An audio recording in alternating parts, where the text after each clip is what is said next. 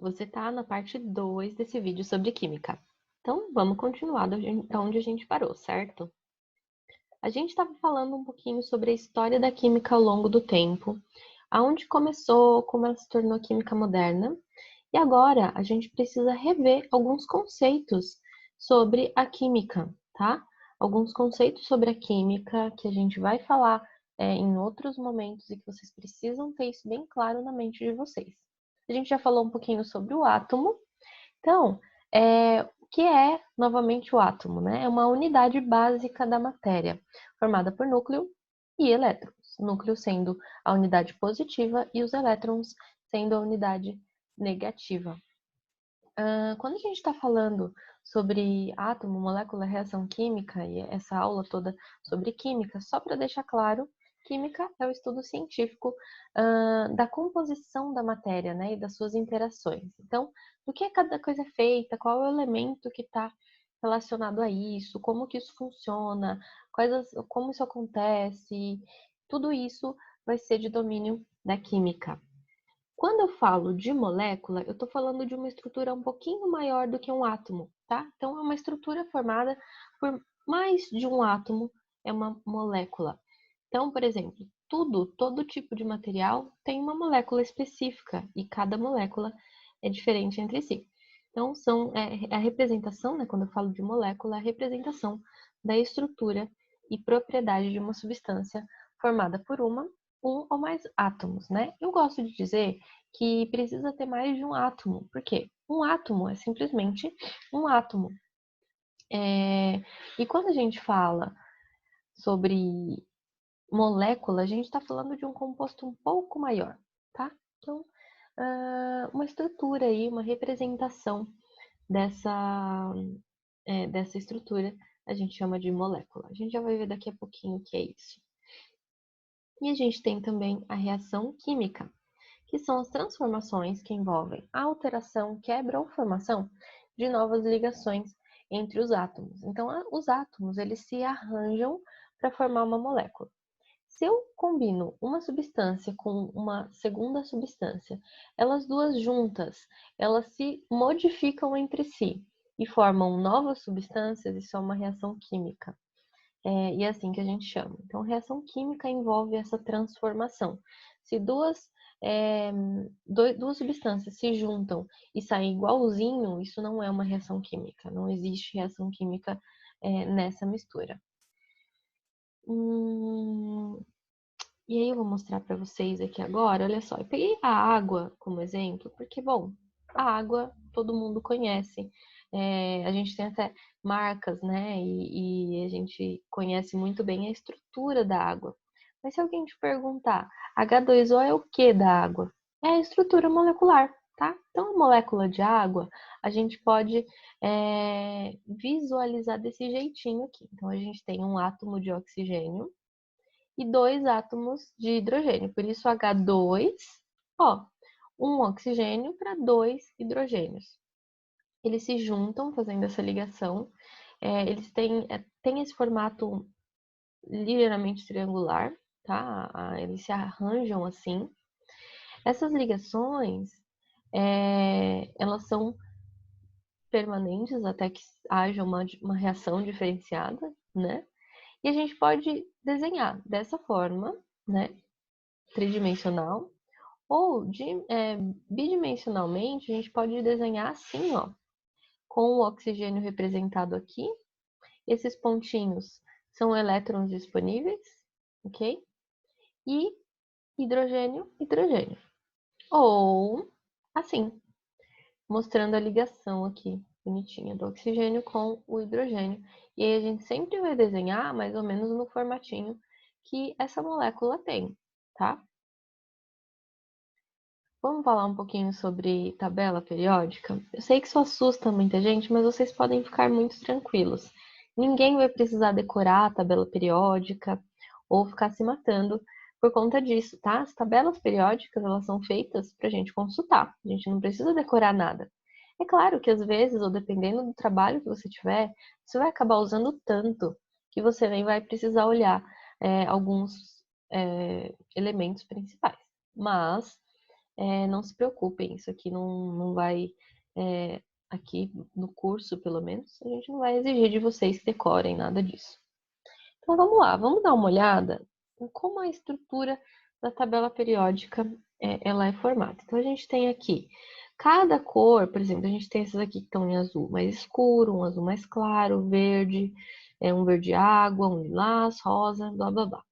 Cada uma dessas cores representam famílias diferentes, tá? Então a gente tem os não metais, os gases nobres, metais alcalino-terrosos, semimetais, halogênios, outros metais, tá? Que são esses aqui.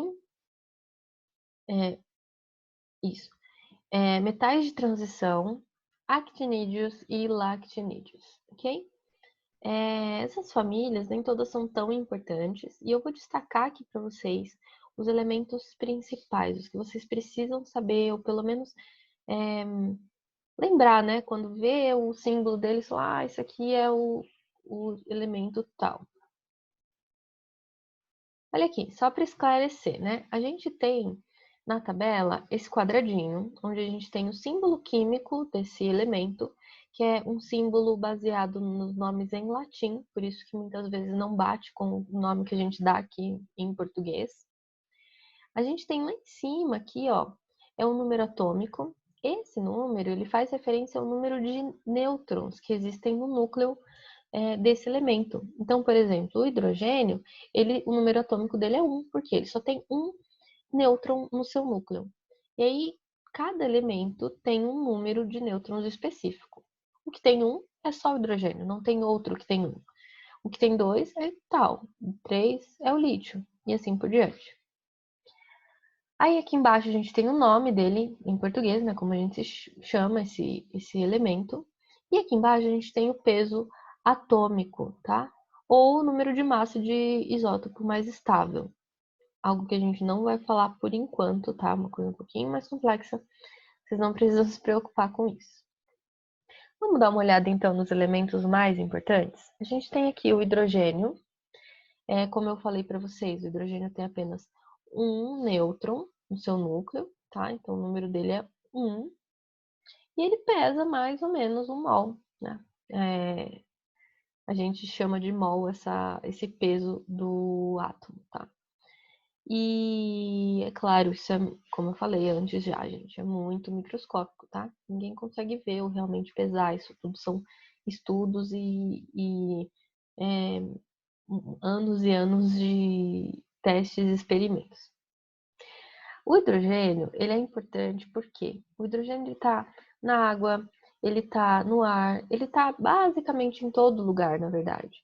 E o hidrogênio, ele vai fazer ligações, ele é um dos elementos que mais se comunica com os outros, ele se liga em tudo quanto é coisa. Então, se algum elemento está ali perdido, que tem uma potencial ligação para fazer o hidrogênio, não vai perder tempo, ele vai se ligar lá.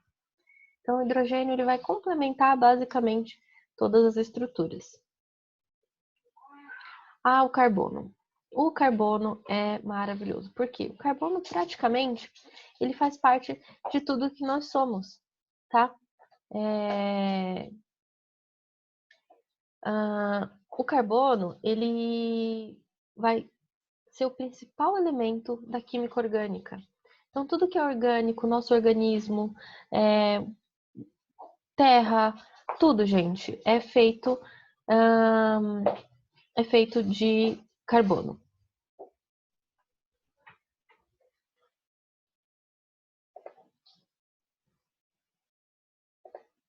Próximo. Oxigênio.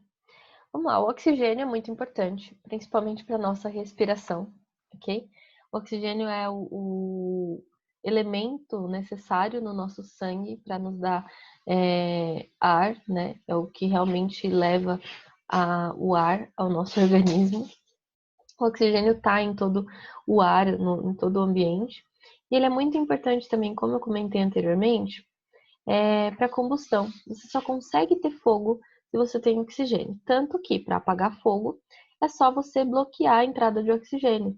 Jogar uma toalha em cima de algo que está pegando fogo ou um cobertor é eficaz justamente por isso. Você reduz a entrada de oxigênio.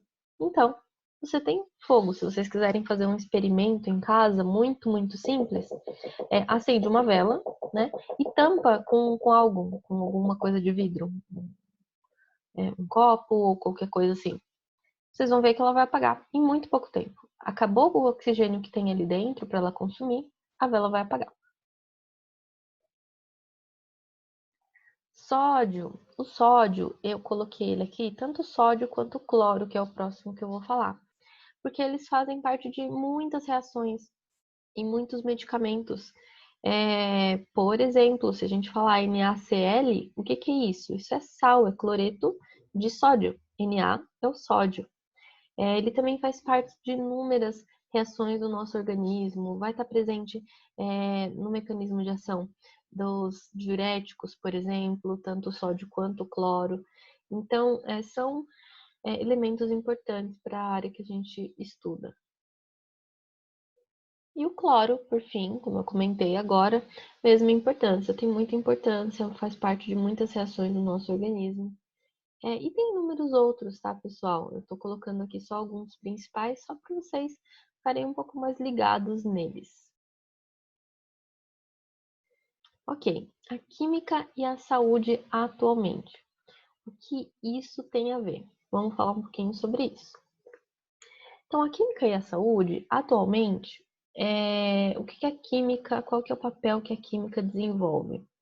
Justamente o de criar novas moléculas, novos materiais para auxiliar no diagnóstico, no tratamento, na cura de doenças, em todo o ambiente hospitalar ou em todo o ambiente de cuidado, né, de farmacêutico, médico, a gente tem materiais imprescindíveis e que tiveram a ajuda da química para ser criados.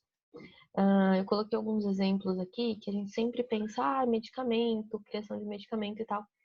Mas às vezes a gente não pensa que o tubinho que é usado para coletar sangue, ele precisa ter um material específico que não vai ter uma reação química com aquele material, que não vai causar nenhum problema para a sua saúde, que não seja tóxico, que seja estéril. Seringas, né? A seringa não pode, tem medicamento que é ácido, e se fosse um plástico qualquer, podia derreter ou podia ter alguma reação problemática ali dentro do tubinho antes de ser injetado, né? Algumas válvulas utilizadas para o auxílio no tratamento cardíaco. Muito, muito interessante isso, que a química está em lugares que a gente pouco imagina, né? Ok, deu tempo, essa é a parte 2 e fiquem ligados para a parte 3. Até já já.